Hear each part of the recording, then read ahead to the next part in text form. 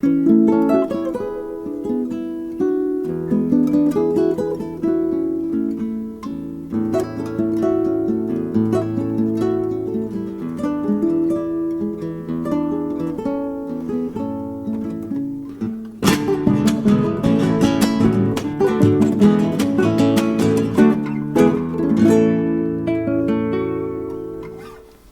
se um galo canta ao longe, eu me rio só.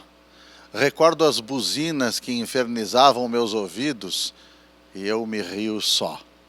Não sou um mero passante numa noite qualquer, sou e sempre vou ser parte de tudo isto. Bueno, gente, vamos ver quem vai ser parte do nosso programa de hoje. O Papa João Paulo II foi a Melo, a pequena cidade uruguaia. Esse acontecimento causou uma comoção no sul, mais ao sul do Brasil, e em grande parte do Uruguai. Mas o Papa não ficou mais do que 2 horas, 2 voltas do minuteiro do relógio. As pessoas ficaram de mãos vazias, ou melhor, de mãos cheias de santinhos e mercadorias para vender.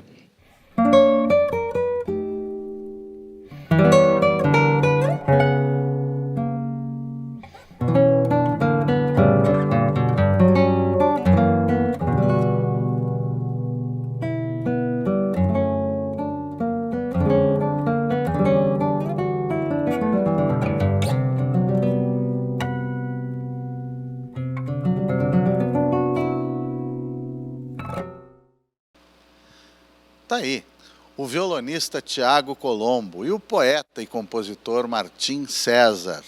E esses versos do nosso Ó de Casa, esse cara que se ri sozinho, escutando o galo e comparando, se eu entendi bem, já saberemos se eu entendi bem, com um inferno de buzinas que poderia ser um outro lugar, uma outra cidade, ele que está prestando atenção no barulho dos passos no empedrado de uma cidade antiga.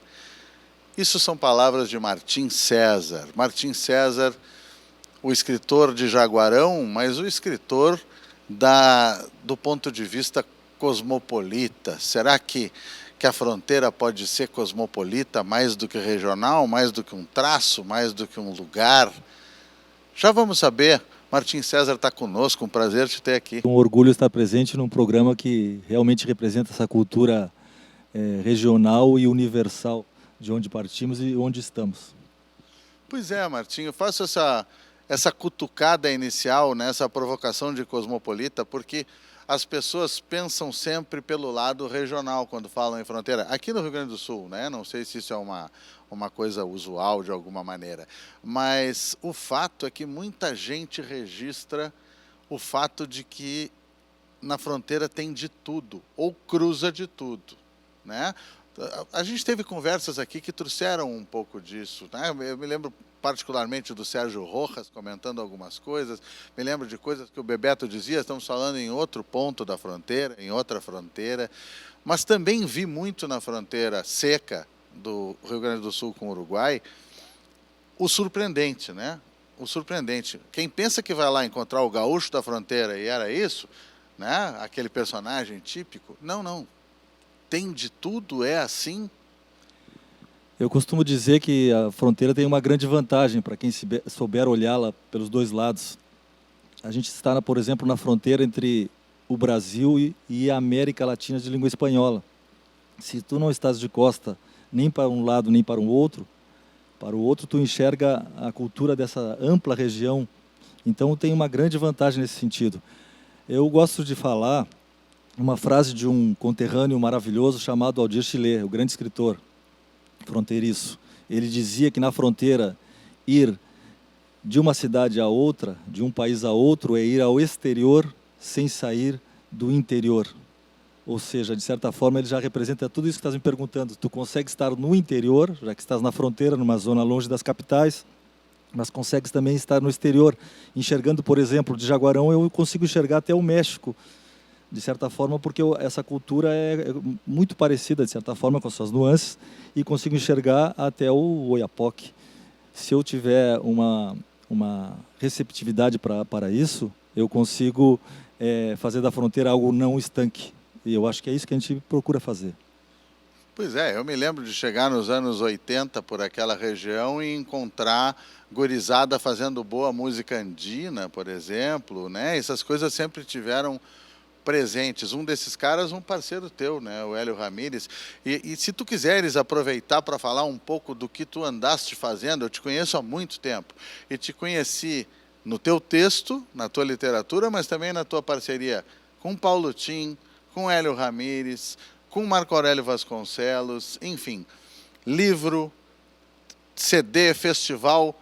O que andou fazendo esse fronteiriço Martim César nesses já não tão poucos anos, né? Bastante, já temos umas décadas de história de música, de literatura. Eu costumo também dizer que nós temos uma grande vantagem. Na fronteira a gente consegue chegar, por exemplo, pelo caminho das tropas até a Colônia de Sacramento, e até Sorocaba, e até Minas Gerais. E se a gente aproveitar, ainda pega o caminho e vai até Potosí e segue com a tropa de mulas, né? Sabes bem disso.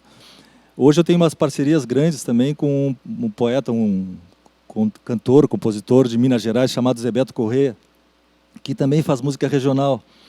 E, ao mesmo tempo, sigo com parcerias com Marco Aurélio Vasconcelos e tem essa turma de Jaguarão, uma turma que eu valorizo muito, que é um grupo chamado Caminhos de Si, onde a gente fazia poesia, música e teatro.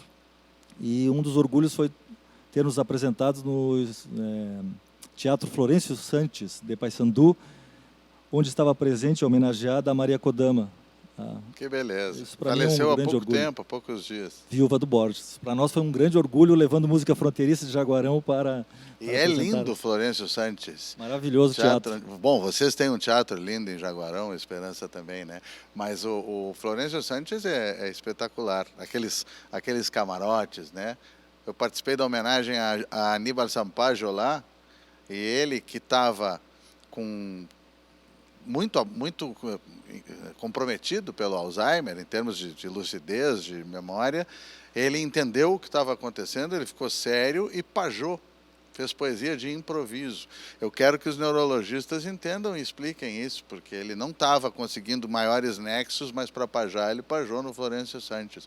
Foi uma coisa inesquecível. O Aníbal Sampaio, posso contar uma história rapidinha? Claro que sim. Ele disse que foi preso por traidor. Aí, para um guarda dele, né, que foi preso por traidor, e aí o guarda perguntou para ele, que era fã dele, mas como o senhor ser preso por traidor se eu era traidor de armas para os tupamaros? Sim, fazendo jogo de palavras com o trazer, que é trair, né?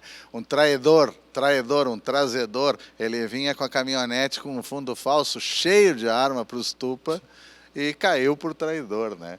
Mas tem essa coisa, tu falaste de caminho de tropa, Potosí, tu tem um pé cravado na história e na historiografia e na história associada à literatura, e tu escreves muitíssimo coisas que ainda estão inéditas e que tem a ver com a tua pesquisa, pessoal. Eu comecei a fazer, antes da pandemia, uns 3, 4 anos, fazer um épico chamado Cimarrones.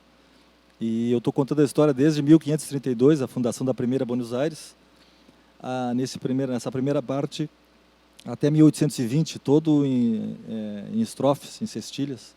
E eu conto histórias de cada região, né? Procurando a formação do Rio Grande do Sul, o Uruguai, a formação da Argentina, um pouco do Paraguai, do Chile. Então, formando toda essa região sul da América. É um projeto com muita extensão, então a gente está recém terminando a primeira parte. Isso para mim é um orgulho, está pronto praticamente, e talvez no próximo ano saia esse projeto, e pode ser musicado também. Não é coisa de se fazer com pressa, né, pelo tamanho do material que tu está lidando. Eu fico pensando no seguinte, talvez seja uma hora em que tu gostasses de dizer algum poema, porque tu tem feito isso, a gente te assistiu com o do Copla Alta, a gente te assistiu na parceria com o Oscar Macita, e tu também tem esse lado recitador, né? Que não tem a ver com aquela declamação que também é atípica que se imagina de campanha de fronteira. Teu jeito de dizer teus versos, tu gostas disso também, né? Gosto muito, gosto muito. A gente fez alguns poemas nesse sentido. Vamos ver o que te ocorrer aí. Os sapatos que restaram em Auschwitz são muito parecidos aos meus, mas não são iguais. Os óculos de Salvador Allende sobre uma mesa em La Moneda são parecidos aos meus, mas não são iguais. A risada de Carlitos, mostrando um mundo de crianças, palhaços, mambembes, é muito parecida à minha, mas não é igual. Já o teu sonho pequeno, insignificante talvez, de ser feliz apesar de tudo, sem infelicidades alheias, esse não é parecido ao meu. É exatamente igual. Isso, se eu não estou enganado, está dentro de um texto em que tu fala sobre aquilo da permanência dos objetos e da permanência das pessoas, né? Tem uma série de ecos muito bonitos, borgianos, Cortázar, não sei por onde a gente... Enfim, isso é absolutamente aberto, né? E tu tens um texto assim, quando tu está na prosa poética, quando tu está na poesia também, é isso que se sente no que tu escreves. Então fala um pouco dos livros. Eu estou com um aqui, em que tu estás como um participante, é um livro coletivo, mas também se tu quiseres falar dos teus livros particulares, pessoais, enfim. Eu tenho alguns livros de poemas. Vários desses poemas, assim, estão em livros meus. Mas ultimamente eu tenho escrito muitos contos sobre a fronteira, contos baseados em Borges, em Chile, mas baseados na minha fronteira, no que eu penso da fronteira. Então eu faço, já lancei dois livros de contos pela Ar do Tempo, e os livros representam aquela região entre Jaguarão, Herval, Melo, 33. São histórias de contrabandistas, histórias de carreiras, histórias muito típicas da região. E são dois livros já lançados nesse sentido. Tu tem uns personagens extremamente gaúchos, né, gauchescos, crioulos, na tua árvore genealógica, né? Tu falou em carreteiro, em carreirista, né? Tem uma coisa de família oriunda de fronteira ali, inclusive da formação da região, né? Já de troncos bem antigos. O meu pai é radialista, foi radialista durante 30 anos na Rádio Cultura de Jaguarão, apresentando programas gaúchos. Apresentou também recitando Jaime Caetano Brown, Darcy Fagundes e outros. Mas antes, os meus avós, o avô por parte de mãe era carreirista, cuidador de parelheiros, de cancha reta, sempre de cancha reta. Porque o pessoal em casa vê, o cara é carreirista, é aquele cara que só quer subir na carreira, no trabalho, pisa no pescoço dos outros. Não, mas na campanha carreirista é o cara que está dedicado à nobre, bela arte, atividade da carreira de cavalo, né? Os meus tios também são tudo carreiristas. Tem alguns vivos ainda que são carreiristas, mas não é esse carreirista que você está falando. E o outro meu avô era carreteiro, fazia essa viagem de Jaguarão até o Centurion, o Passo do Centurion, que é um passo que vai em direção a Melo e a Ceguá. E aí cruzava contrabandos naquela época que eram muito mais legais do que essa época de hoje. Fala pra gente sobre esse Facas aqui. Eu vou mostrar para o pessoal e vou fazer uma coisa diferente que eu já explico qual vai ser. Mas eu quero mostrar a capa para o pessoal. E aqui tem muita gente boa que escreveu. E essa temática é interessante, né? Essa temática provocativa, que também evoca de alguma forma, em alguma medida, Borges, né? Facas, com esse jeito de sigla, assim. F.A.C.A.S. Estão vendo aí? Como é que é essa história aqui? Essa história começou com o Alfredo Aquino, que é o editor do Chile.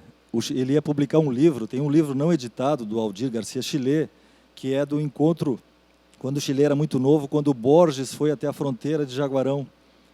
O Borges foi até a fronteira de Jaguarão, e nessa fronteira, nessa vinda, ele tinha o amigo dele, o uruguaio Henrique Amorim, que sabes muito bem, ele viu um assassinato ali. E dali saíram aqueles contos que o Chile estava escrevendo também. Eram contos com espelhos. Contos com espelhos, o título do livro não editado ainda do Chile. E daí, enquanto o Alfredo Aquino não consegue a edição desse livro, porque precisa de autorização, ele deu a ideia da gente fazer um livro de amigos do Chile baseados nas histórias do Borges. E aí, como se achou uma faca, um cutijo, nos matos do Jaguarão, que é essa faca aí, eu comecei a contar uma história e os outros amigos do Chile tudo já octogenários, começaram a escrever histórias e surgiu esse livro chamado Sensacional, sensacional. E é interessante, isso me faz lembrar basicamente de tantas coisas do Borges, ele encontro, porque é a faca mandando em vocês, né?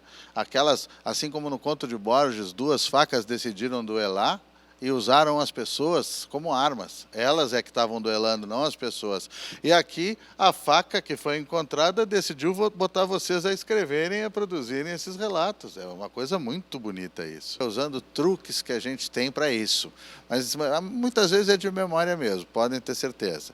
Né? Nem sempre, mas enfim. Dessa vez não vai ser isso. Dessa vez eu vou ler um pedacinho desse livro, um excerto, um pedaço pequeno do conto do Martim César. Deixa eu ver o nome do conto aqui que está lá no início. Quer dizer tu? Roque Ramírez. Roque Ramírez, né? O personagem da fronteira.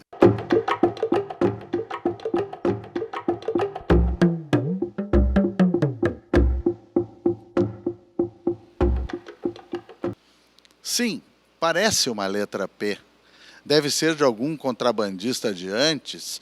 Você sabe que logo aí no Passo das Pedras, onde o Telho encontra o rio Jaguarão, além de todos os exércitos que passaram, ainda houve muito contrabando e muitos episódios sangrentos. Contrabando deve haver ainda, mas antes era muito mais perigoso. ¿Cómo no lo voy a saber, don Luis? Si mi abuelo fue famoso en eso. Ciriaco López se llamaba. Vivíamos más arriba, cerca del Centurión, que ese también es un paso famoso del Jaguarón. De ahí venimos. Não sei se já lhe havia contado. Que eu me lembre, não. Pois sim, o passo do Centurión, creio que foi até mais utilizado pelos exércitos de um e de outro lado. Mas este aqui, o Passo das Pedras, tem a vantagem de ter um atalho para quem vem desde Montevidéu para esta região da Mirim. Lá pelo outro lado dessa lagoa, depois que passa o Chuí, é um corredor estreito de areia. Aqui dá para sentir o ritmo da prosa do Martim César. Deve ter sido um prazer estar com esse time e fazer um trabalho desse, né? O maior prazer é ter encontrado também esse time dos Amigos do Chile em eventos literários e todos eles assim sendo receptivos comigo e começando a contar as histórias deles, de 30, 40, 50 anos atrás. Esse livro proporcionou isso também. Isso para mim é um grande orgulho, Mestre Chile e os amigos dele, de certa forma, estão representados nesse livro. Para mim é um grande orgulho. E a fronteira, a gente está representando a fronteira. Ter te ouvido agora, eu me senti em casa de novo. E com a amplitude do conceito de fronteira que o Chile tinha, ou tem, porque aí está a sua obra, e que tu tens, que é muito característico dos dois conterrâneos aí. Eu quero te pedir para dizer outra coisa, essa a gente até já tinha pensado antes, porque eu tenho aqui uma música da fronteira do Rio Grande do Sul com o Uruguai, que acho que entra muito bem nessa história. E acho que é um bom momento para a gente falar nisso, porque tu falaste no Chile, e tem aquela fantástica... Isso entrou para o folclore, né? A narrativa do Chile sobre a visita do Papa a Melo e o quanto isso influenciou ou não, no bom ou no mau sentido, o belo filme que se fez sobre a visita do Papa a Melo. Então eu vou te pedir que diga isso, enquanto eu vou ajeitando o violão aqui para nós. Eu acho que eu posso fazer um costado para ti e depois fazer uma música que tem a ver com isso. Pode ser? Pode ser. Então vamos lá. Quando foi que o Papa foi a Melo? Em 1988, o Papa João Paulo II foi a Melo, a pequena cidade uruguaia. Esse acontecimento causou uma comoção no sul, mais ao sul do Brasil, e em grande parte do Uruguai. Mas o Papa não ficou mais do que 2 horas, 2 voltas do minuteiro do relógio. As pessoas ficaram de mãos vazias, ou melhor, de mãos cheias de santinhos e mercadorias para vender. Um filme, El Banho del Papa, e um livro, El Dia em que el Papa foi a Melo, do escritor fronteiriço Aldir Garcia Chile, retratam muito bem essa história tragicômica da nossa região.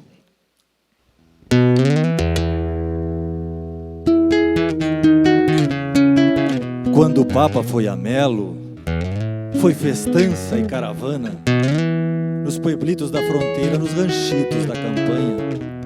Houve até alguns enfermos que se ergueram de suas camas, cada um com suas plegárias, cada qual com suas façanhas. Muitos foram pela ponte numa imensa procissão. Nunca se viu tanta gente bandear o rio Jaguarão. Quando o Papa foi a Melo, Aldir Chilê se foi também.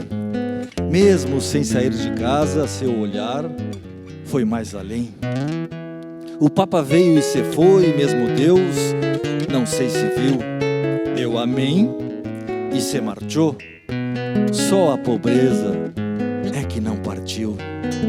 Quando o Papa foi a Melo, foi candombe e polvorosa. Até mesmo o fim do mundo não daria tanta prosa. Poucos viram mesmo o Papa, e quem viu, viu só um instante. Depois foi voltar às casas e a pelejar como antes. De tudo restou apenas o pouco que sempre resta. Mas foi uma grande pena porque Melo, porque Melo era uma festa. Hay un camino en mi tierra pa'l pobre que va por pan, camino de los quileros por la sierra de Asegua. Tal vez sin ser bien vaqueano, cualquiera lo ha de encontrar, pues tiene el pecho de piedra, pero el corazón de pan.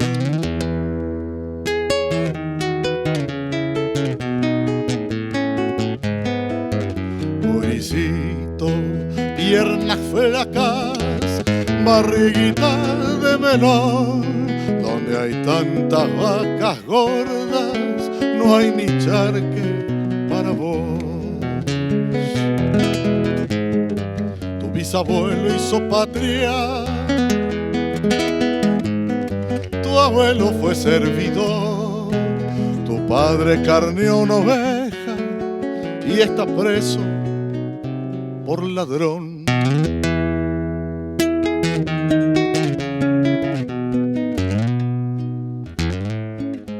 Toma café con fariña y anda guapeando por ahí.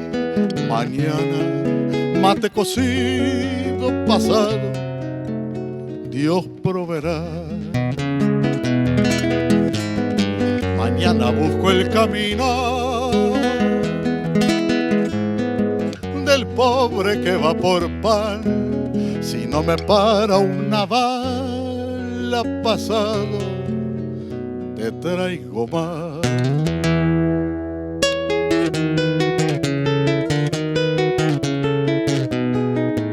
Caña, hierba, rapadura y un rollo enaco nomás. Los pobres contrabandeamos a gatas a remediar. Bien gaucho es el tal camino, pero es duro de pelar. Camino de los quileros por la sierra de Asegua. Camino de los quileros por la sierra de Asegua. Camino de los quileros por la sierra de Asegua.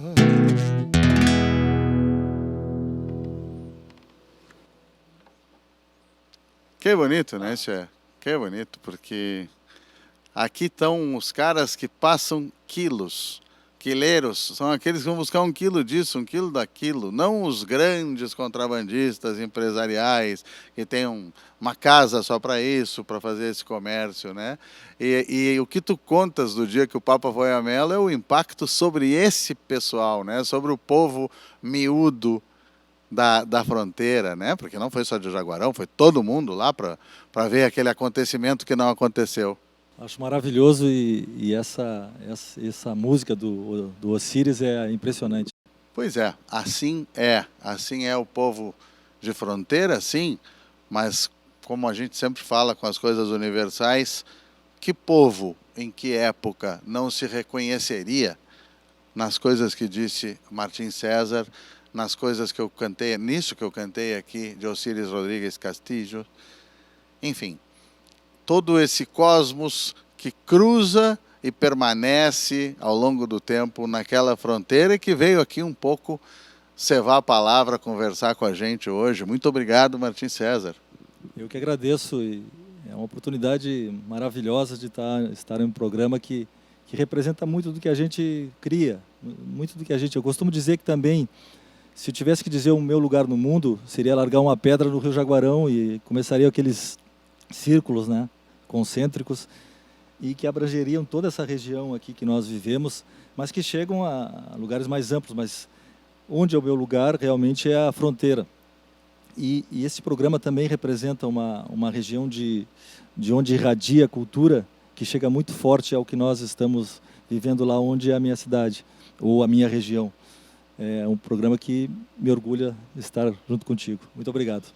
Uma honra participar desse mergulho no Rio do Sul da Terra com Martim César. Dizem que não tem encanto e que não tem canto os rios que são profundos, mas eu aprendi nesse mundo que o que tem mais fundura canta melhor por ser fundo e faz mel da sua amargura.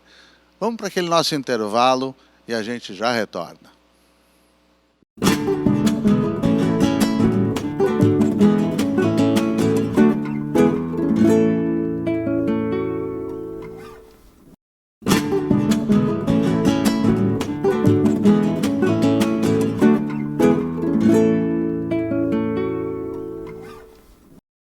Bueno, gente, a gente retorna o nosso Cantos do Sul da Terra com uma linguagem, um discurso musical, um dos tantos discursos possíveis na nossa região, tão plural, tão diversa, mas que tem nos visitado bastante aqui neste programa, como também já acontecia no rádio.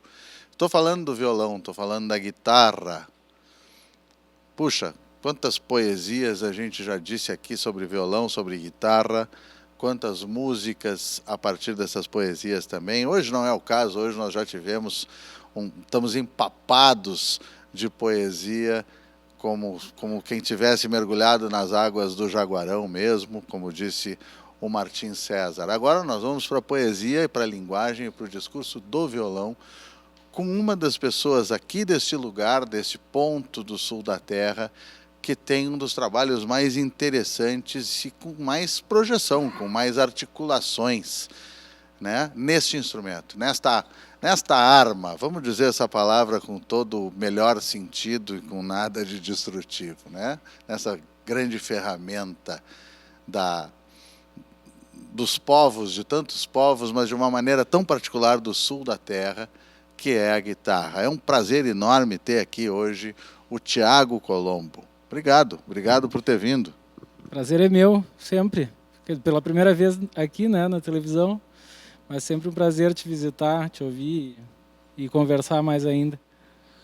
Pois é, somos dois conversadores, né? De vez em quando a gente conversa no ar, seja no rádio ou na TV, com alguém que vai respondendo sobre a sua carreira, sobre as suas coisas. E de vez em quando a gente fala com alguém que gosta de cevar a palavra junto, né? Que é do papo, né? E de uma certa maneira, não sei se estou forçando a barra, o que ele vai achar?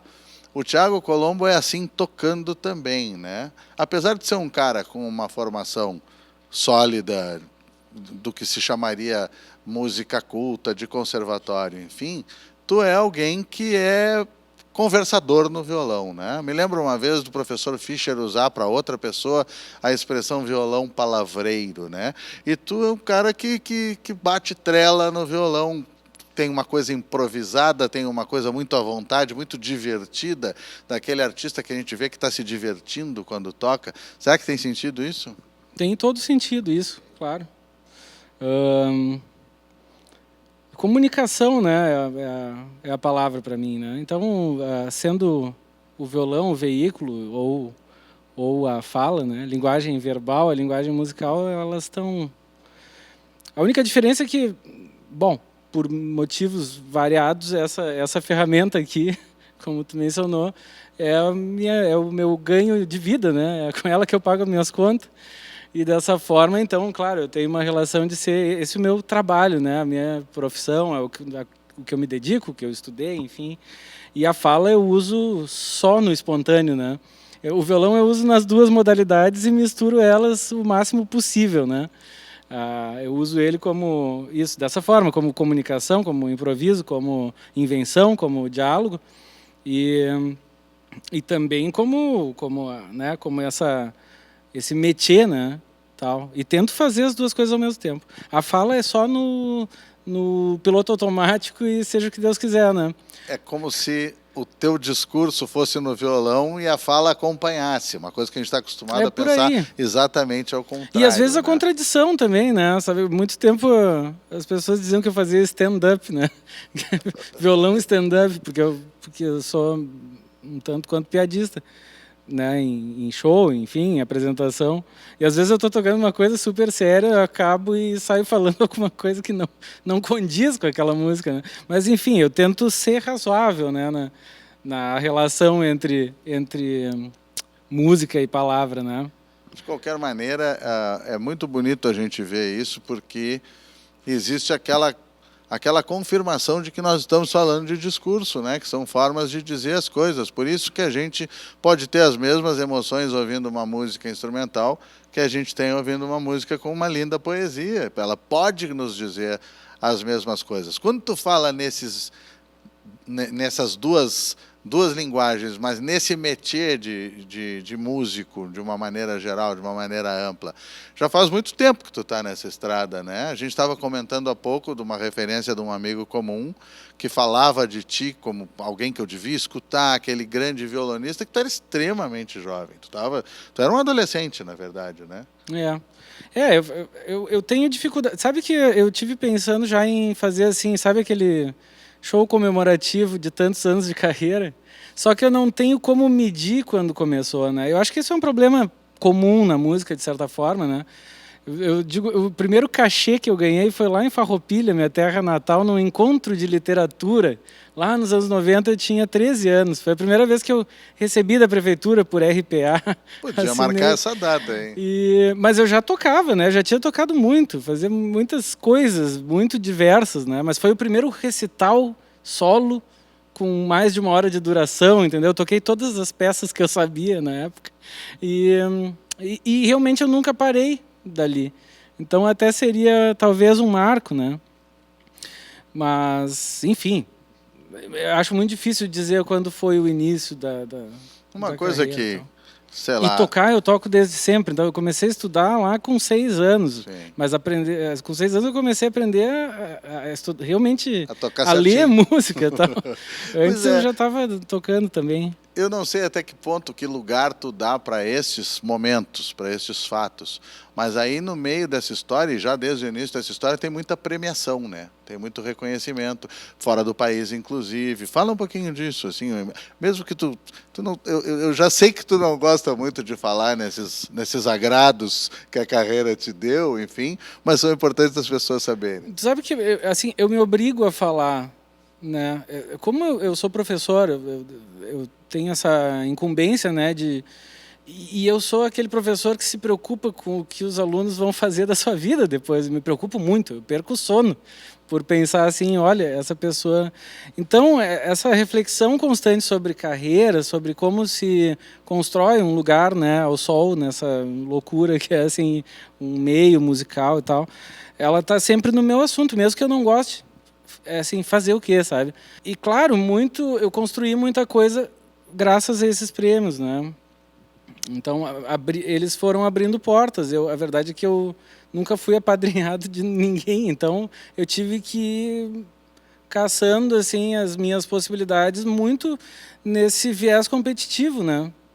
E, infelizmente, gostaria muito que fosse diferente. E isso também forma no meu histórico, isso é assunto para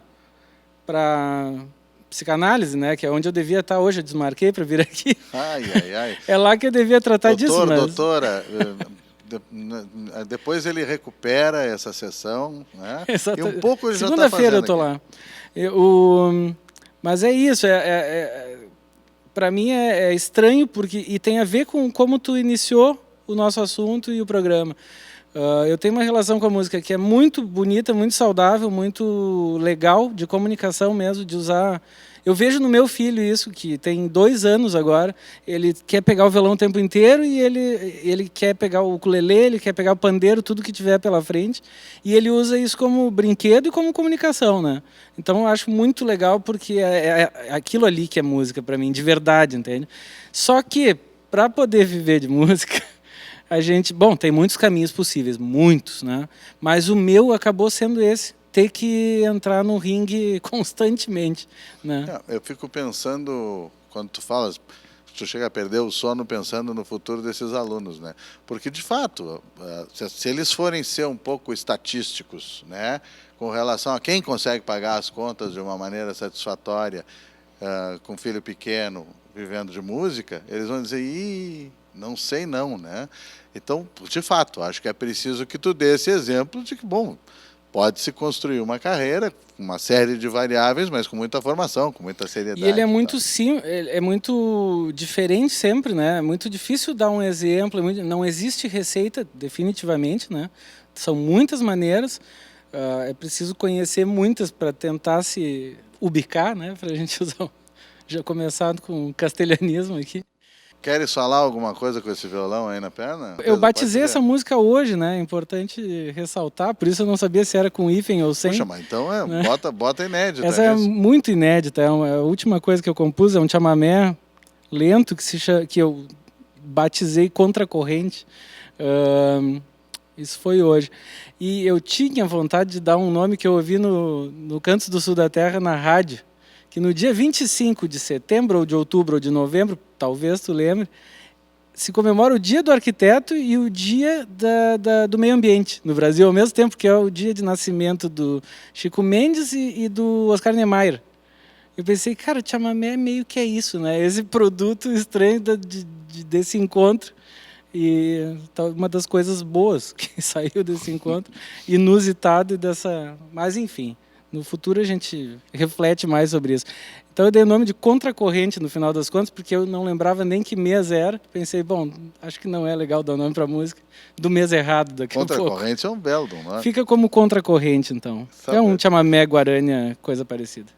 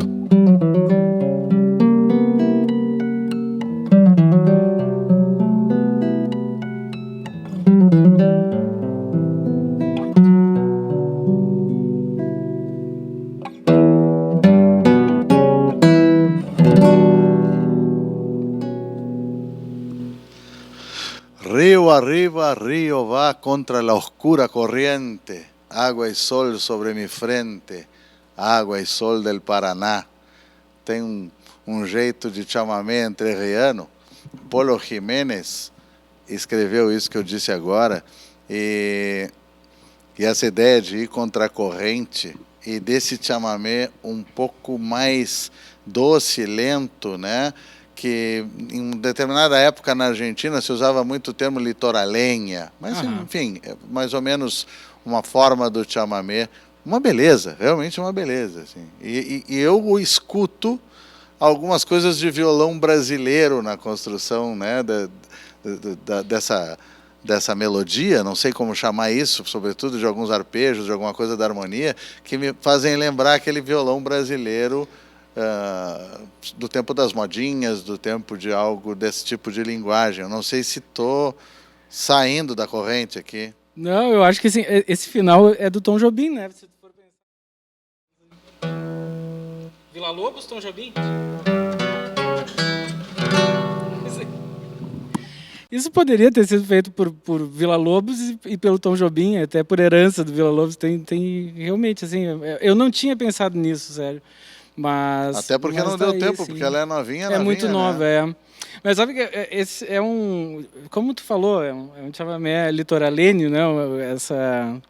Essa visão, né, entrerriano, enfim. Eu mandei um vídeo desse chamamé assim que eu compus para o Ernesto Mendes, que é um violonista de Paraná, de Entre Rios. Daquela escola walterense. Exatamente. Foi aluno do Walter Rense, do Surdo Martínez. Do Surdo. E ele é filho do Jorge Mendes também, que é uma figura importante, né, do folclore da região ali. Eu mandei uma gravação antes de acabar, porque eu digo, esse tema tem que existir, não é possível que não exista. Eu vou mandar para alguém que conhece 99% dos chamamés desse estilo, e ele me disse, olha, não conheço nenhum, mas realmente parece que foi feito por alguém que só faz isso. Inclusive porque, de fato, não há muito como explicar isso, mas a gente tem a sensação, ele não tem muito a sonoridade do chamamé correntino, mas mais conhecido, mais comum, né? Que tem uma outra pegada. E tu está, evidentemente, me levando a pensar, claro que eu já tinha pensado em falar disso contigo, uma palavra que tu usaste ao lado da palavra violão, que pode ser a palavra mais importante da tua vida, não sei, mas uma palavra que tu usaste ao lado dela, que é mestiçagem, né? A ideia de coisa mestiça. E a gente acha essa sonoridade daqui, uma sonoridade dali, essas coisas se juntando. Que mestiçagem é essa? Qual é a tua mestiçagem? O que tu quer me falar dessa mestiçagem de violonista? Então, a mestiçagem, eu por uns bons, pelo menos 4 anos, eu usei essa palavra exaustão, né? Quase como uma tentativa de encontrar assim uma ideia sobre a minha música, enfim, a minha verve de compositor, né? Digo 4 anos porque foram os anos que eu fiz meu doutorado, né, na universidade na Bahia e tal, e estava muito voltado para isso. Eu fiz um disco que era o Latin Guitar Connections, né, que eu lancei em 2017. E que foi uma espécie de produto, foi a tese prática, digamos assim, e a tese mesmo, teórica, foi sobre as obras todas que estão dentro desse disco, né? E o processo desses anos, eu dei esse nome como uma forma de gerar um projeto para a coisa e uma linha, né? Não posso negar que tem uma certa referência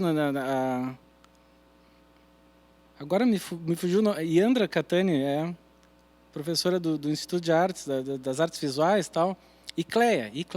Acontece que as filhas dela também são artistas visuais, então eu acho que eu confundo os nomes. Ela tinha um projeto de pesquisa, enfim, das artes visuais, que se chamava Arte e Mestiçagem, alguma coisa assim, isso há muitos anos.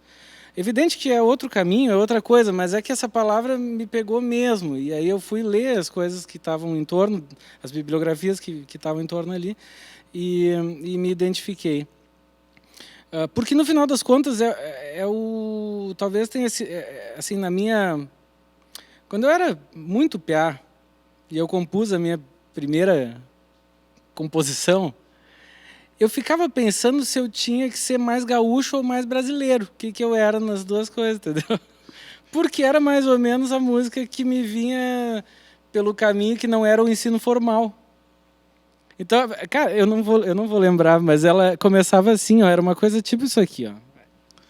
Como esse estado nos coloca essa pergunta, né? Principalmente quando a gente é novinho.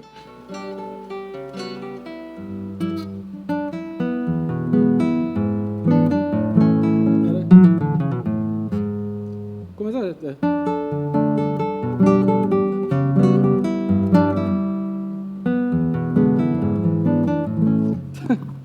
É tipo um choro que começa com o Negrinho do Pastoreio. Olha só, isso eu nunca mostrei para ninguém, nunca nem contei, é novidade Olha total. aí, aproveitem Mas que ele estava abrindo as inéditas aqui. Isso, eu era criança, né? E depois eu passei muitos anos sem compor nada, porque aí eu fui estudar o violão clássico mesmo, e aí a coisa da composição ficou numa gaveta até os 20 e poucos anos. Quando o Latin Guitars Connections aportou no Açorianos e tal, ele causou uma impressão enorme. Eu gostei muito, pessoalmente, e não estou fazendo nenhuma ironia com essas coisas. Eu faço um personagem meio anti-estadunidense, às vezes meio exagerado, e às vezes, de fato, eu sou um pouco rançoso com algumas coisas.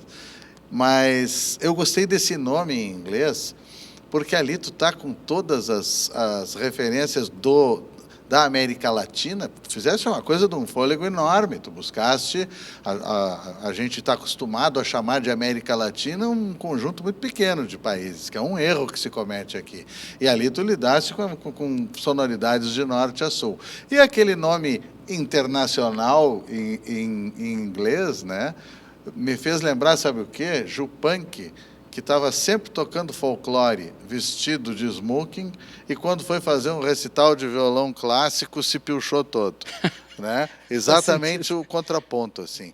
Como é que foi aquela história e como é que tu abraçou sei lá, do joropo ao candombe? Conta um pouco disso aí.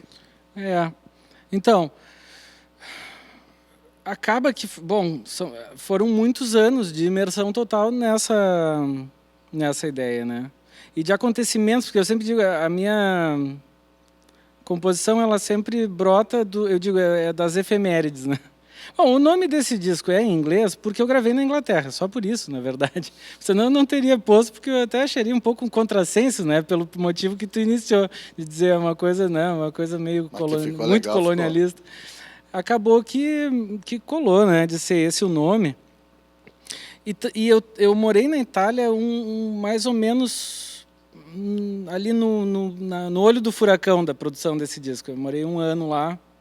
Então também tinha isso, uma outra visão de latinidade, de identidade latina, de história da latinidade, seja lá o que for isso, vinda de um outro lugar ainda, né? Eu gravei esse disco na Inglaterra, mas foi em Bath, que era uma colônia romana, né? Foi a principal colônia romana da Inglaterra.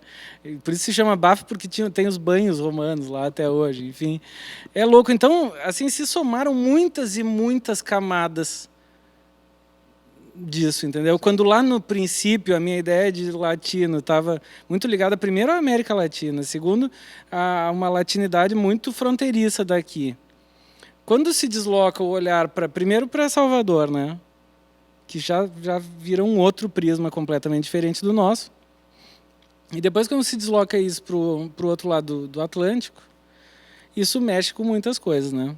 Então, é um disco que ele está muito repleto de significados. Assim, eu não estou falando isso nem como um autoelogio, tá? Eu digo, talvez até demais. Talvez ele seja até chato, porque ele tem referência demais. As pessoas vão dizer, né? Mas realmente ele tem muita coisa linda, muita informação, muita proposta. Hoje em dia eu tentei me simplificar muito mais, né? Ver que esse chamamé que eu acabei de tocar, ele representa muito mais o mundo que eu tô hoje em dia na música. Já estamos falando de 6 anos depois, né? Sim. Já foram 6 anos. Mas já num caminho de uma coisa bem mais simples, se é possível dizer, mas eu estou tentando não, eu estou com muita vontade de fazer coisas simples, é o que eu tenho feito nos últimos tempos. E isso um pouco talvez o o pós-Latin Guitar Connections é isso, né, na minha vida. Sim. É voltar para um... Então que tal dizer mais alguma Mais coisa um. nele? Vamos lá. Então é o irmão semigêmeo desse chamamé, é outro chamamé que eu dei o nome de Caiguá. Bueno. Aqui, ó. Esse sim com uma cara mais de chamamé como Caiguá. é conhecido. Ó, tá aí, ó. Tá aí, Bota ó. aí a referência direta. Assim a gente não Vamos precisa deixar de aqui, tradução. Ilustração. Tá bem, vamos lá.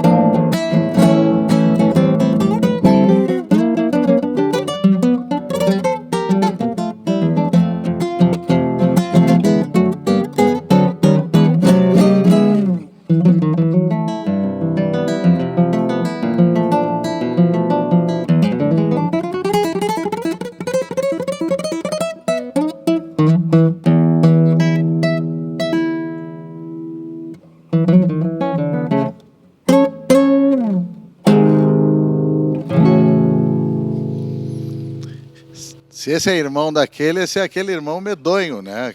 Aquele irmão mais brabo, mais difícil, né? E é o mais velho. É o irmão mais velho, irmão né? mais velho.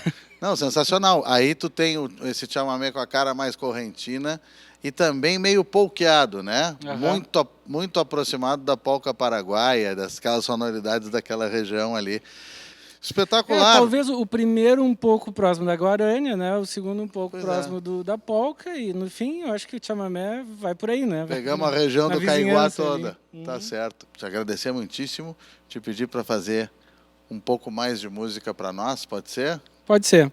Agora eu vou tocar uma música conhecida que as pessoas gostam e consomem, mas no meu arranjo. A música se chama Todo o Sentimento, né? Uma música do Cristóvão Bastos, que depois recebeu letra do Chico Buarque.